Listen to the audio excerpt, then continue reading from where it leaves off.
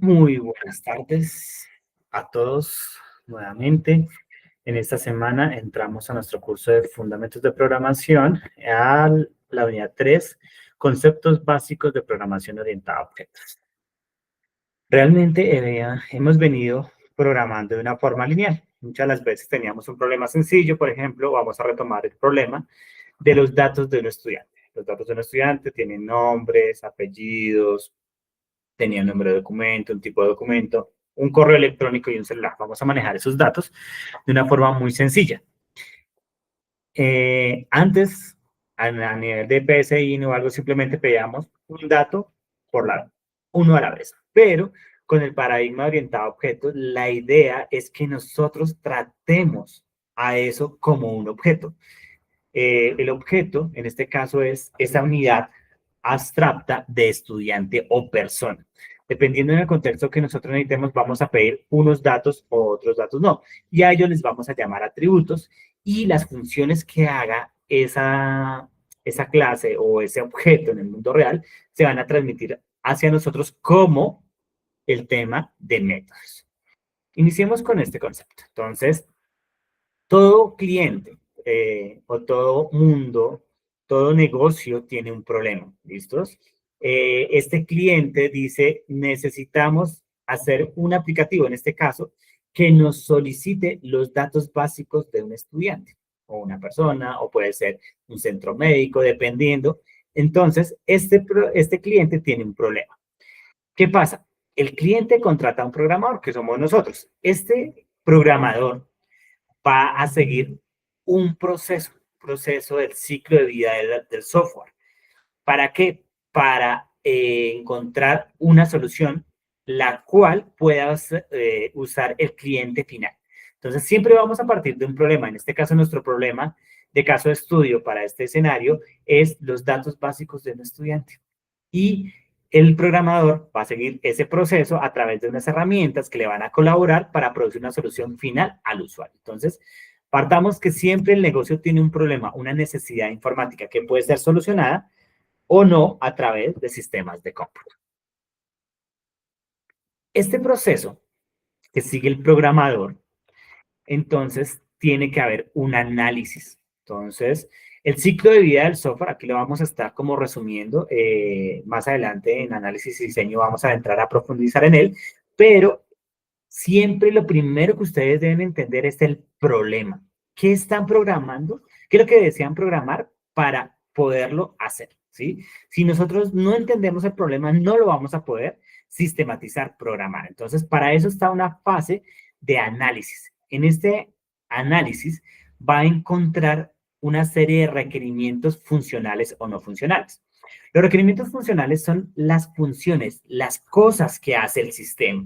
Entonces, en este caso, calcula, escribe el nombre, lo muestra en la pantalla. Son acciones que normalmente se desprenden de una acción de un botón o algo que desprende una funcionalidad del sistema. Las funcionalidades son transversales, no afecta si se hace en cualquier lenguaje de programación o algo, son cosas que el programa debe hacer.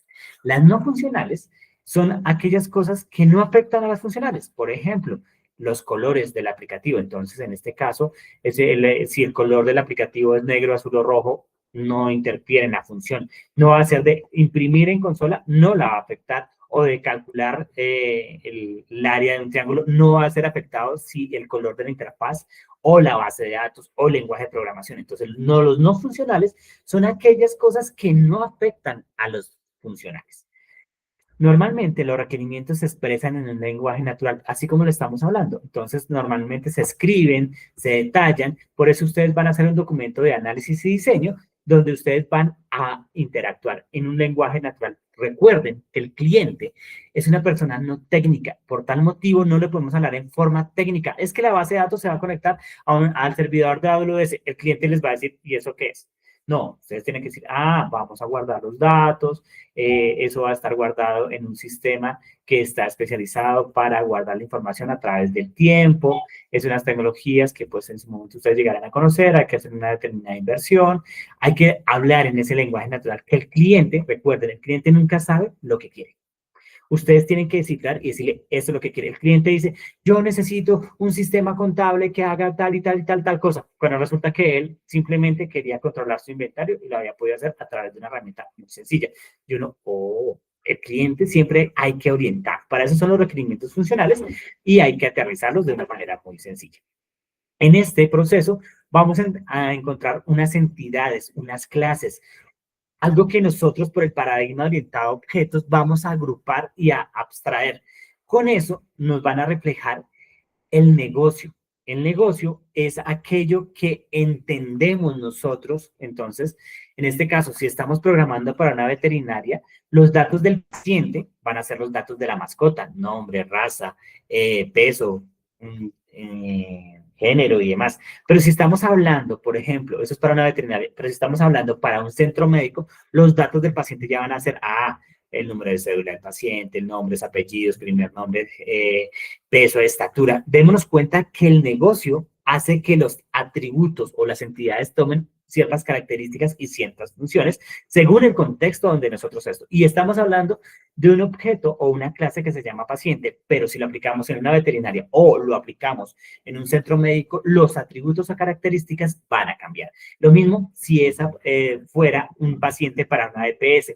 Ese paciente para la EPS no es lo mismo para el médico en el contexto que él lo necesita atender a una EPS que necesita cobrar. Entonces, en la EPS les va a interesar los mismos nombres, datos, no les va a interesar el peso, les va a interesar más bien es a quién está afiliado, de qué municipio es. Démonos cuenta que dependiendo del contexto, podemos utilizar el mismo objeto, pero con diferentes atributos. ¿Y cómo lo vamos a expresar? Hay unos diseños, por decirlo así, estándares, que es el UML, donde nosotros representamos, son nuestros planos para los programadores, donde nosotros representamos a esas clases o esas entidades. Más adelante vamos a entrar a revisar esos UML, donde decimos, señor programador, aquí usted tiene su UML para que son los planos como de nuestra casa, de nuestro objeto, para que usted los pase a código. Finalmente, pasamos a una parte de construcción.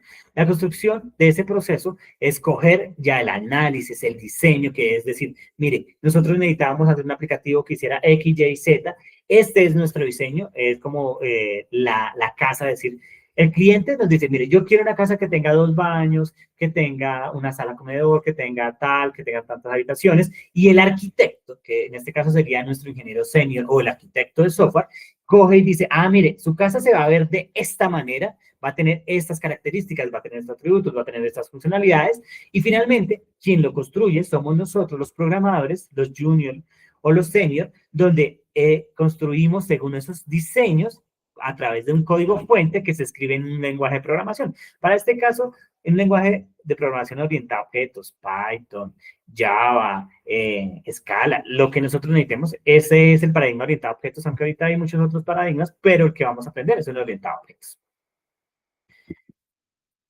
En ese caso, cuando hablamos de un paradigma orientado a objetos, nosotros tenemos que abstraer. La clase, la forma más sencilla de interpretarlo es que es un molde. Entonces, de forma abstracta, nosotros decimos, no pensamos con los valores individuales, porque más adelante vamos a ver que eso es un objeto. Entonces pensamos que la clase es como ese molde y comenzamos a extraer el concepto. Hablábamos del paciente o del estudiante, entonces los conceptos es, tiene un primer nombre, un segundo nombre, tiene un número de documento, un tipo de documento, un correo electrónico y un número telefónico. A ello, nosotros lo conocemos como características, pero no les damos el valor individual todavía, sino que abstraemos esos atributos, esas características según el contexto que necesitemos. Estos atributos son de un tipo de dato. Recordemos que habíamos visto los tipos de datos. Entonces, los tipos de datos pueden ser cadenas de caracteres, booleanos, numéricos, ¿cierto? Y esos tipos de datos los vamos a reflejar, ¿listos? Entonces, ¿qué va a pasar? Esos atributos van a construir otro tipo de cosas. ¿Qué van a construir?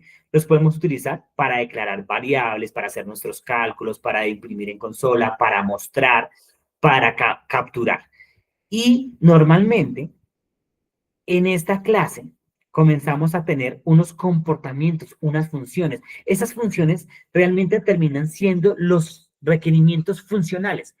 Calcular edad, calcular fecha de nacimiento, perdón, crear fecha de nacimiento, realizar cálculos de X, Y, Z, según las funciones que nosotros tengamos que realizar. Entonces, estos métodos tienen unos comportamientos, los cuales normalmente tienen una asignatura. La asignatura es eso: public void crear paciente, public void calcular peso ideal, public int retornar int estatura, calcular estatura, ¿cierto?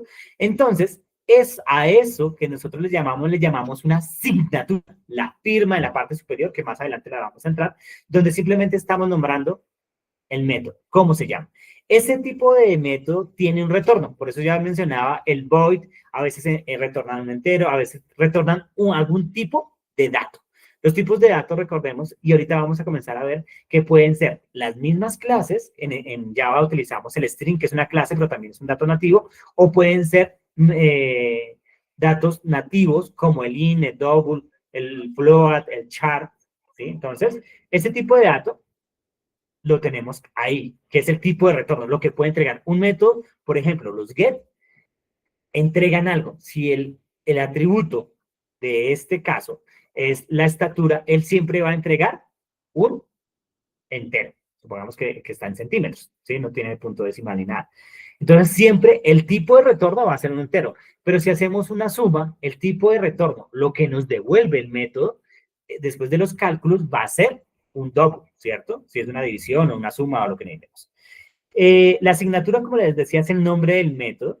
Y finalmente, ese método, a través en nuestros casos, en nuestros paréntesis, tiene unos parámetros de ingreso. Si yo necesito sumar, como veíamos en las presentaciones anteriores, el sumar siempre me recibía el primer número y el segundo número. A eso le llamamos parámetros. Y estos parámetros también son un tipo de dato, porque a través de ellos hacemos lo que va a ir internamente en el cuerpo. En el cuerpo, que lo que estábamos hablando es donde se declaran las variables. Entonces, el cuerpo es la parte interna de nuestro algoritmo, lo que hace el método. ¿Listos? Entonces ahí se declaran las variables, se definen y terminan siendo un tipo de dato. Entonces démonos cuenta por qué nosotros en las primeras unidades necesitábamos saber cuáles eran los tipos de datos, porque aquí comenzamos a utilizarlos y a usarlos. Ese cuerpo contiene un conjunto de instrucciones que ¿qué terminan siendo? Pues nuestro algoritmo, donde se hacen asignaciones, se hacen unos cálculos, donde hay un tipo de respuesta, hay unas operaciones aritméticas, un llamado o invocación a otros métodos, que es nuestra esencia de algoritmo, donde nosotros resolvemos el código, ese paso a paso que antes hacíamos de forma lineal, lo metemos dentro de esa función y termina retornándonos la función. En este caso, eso es nuestro algoritmo y es la solución a nuestro problema o a una de las partes de nuestro problema. Entonces, la clase simplemente es ese molde donde nosotros no le damos valores individuales, sino abstraemos, decimos, recibo, por ejemplo, pensemos en el algoritmo, la clase que representa la suma. Entonces, la suma va a tener un atributo que es primer número, otro atributo que es segundo número, y va a tener un método, ¿cierto? Va a tener un método que recibe como parámetros ese primer número y ese segundo número, y internamente vamos a hacer el cálculo de primer número más segundo número y vamos a retornar la respuesta, que es la suma de esos dos números. Eso es nuestra clase.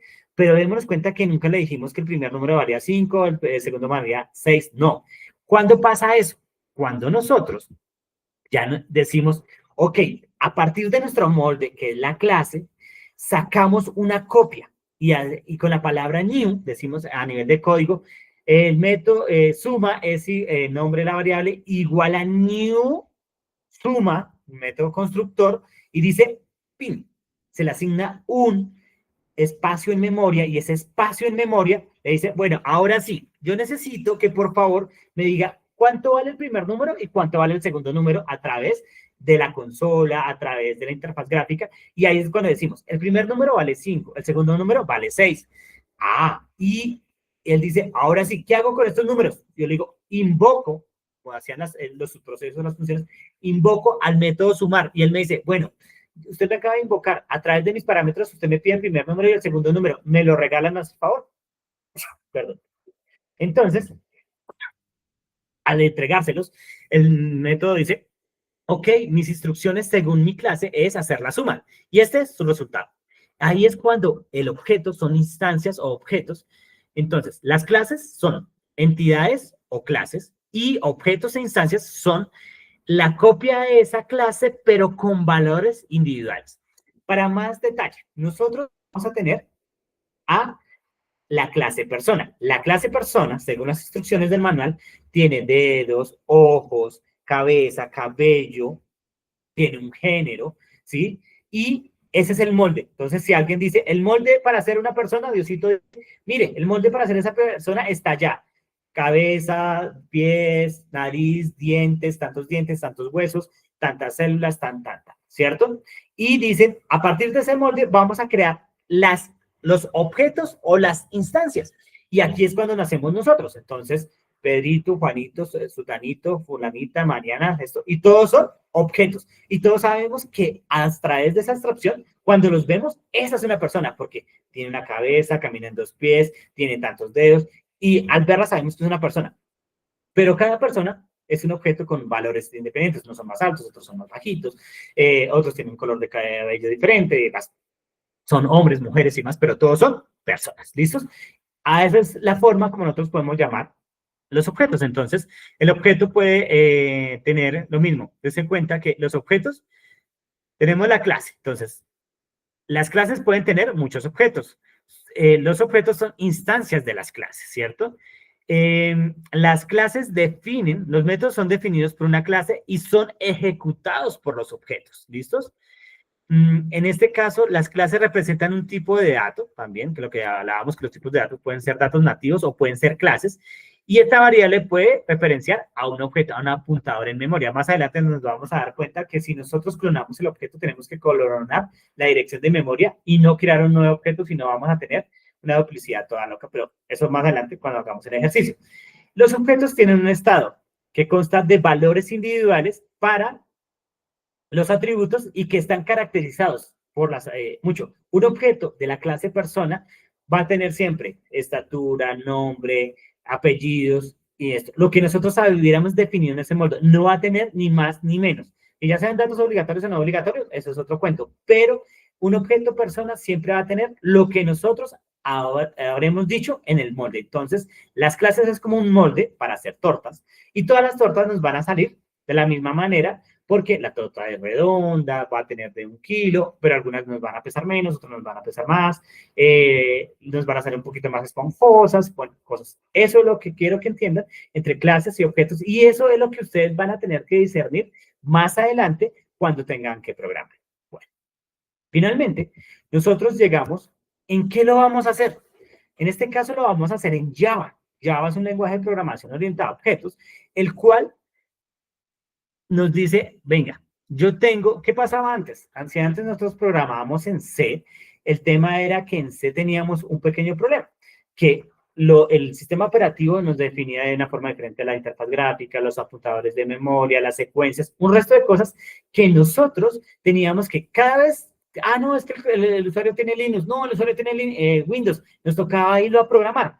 Dijeron, no podemos seguir haciendo eso. En este lenguaje de programación orientada a objetos y todos los de cuarta, quinta generación, están hablando de decir, oiga, yo voy a tener que hacer un compilador. Ese compilador es la máquina virtual, lo que hablábamos en la clase pasada, la JRE y la JDK. La JRE es la que hace que nuestro sistema sea multiplataforma.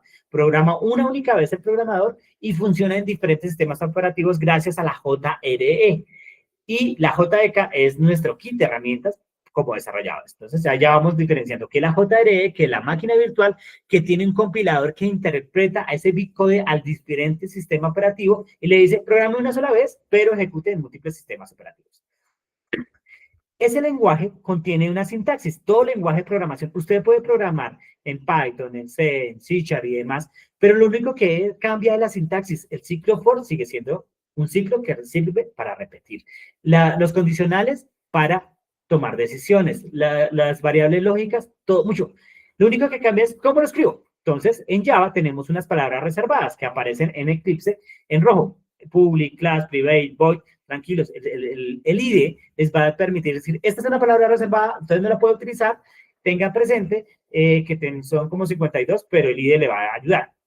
Los tipos de datos, en este tenemos numéricos, booleanos, cadenas de caracteres, todos los tipos de datos que hemos visto en las tablas. Las instrucciones son de tipo asignación, a operaciones matemáticas, aritméticas, retorno de respuesta y llamados a otros métodos. Y finalmente las declaraciones son de tipo variable o de tipo atributo. Con esta sintaxis generamos un código, bueno, a través del compilador o de Eclipse, que es nuestro IDE, generamos un código fuente que representa esa sintaxis, que representa a nuestras clases que finalmente terminan siendo atributos y métodos.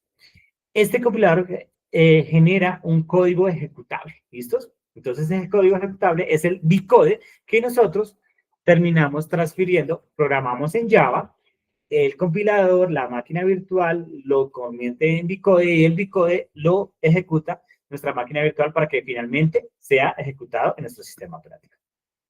Bueno, finalmente, nosotros para poder hacer todo esto que hemos estado hablando, llegamos nuevamente a Eclipse, que fue el IDE que seleccionamos en la clase anterior, y ese maneja un proyecto. Ese proyecto tiene un código fuente, que lo editamos a través de Eclipse, nos genera, que usa un compilador de Java que genera un código ejecutable. Podemos utilizar pruebas unitarias que ejecuta las pruebas el programador, y finalmente edita un Javadoc, que es la documentación, donde nosotros podemos especificar, es que este método hace tal cosa, que esta documentación la conocemos como la documentación oficial de Java. Entonces nosotros decimos Java, JDK, JDK,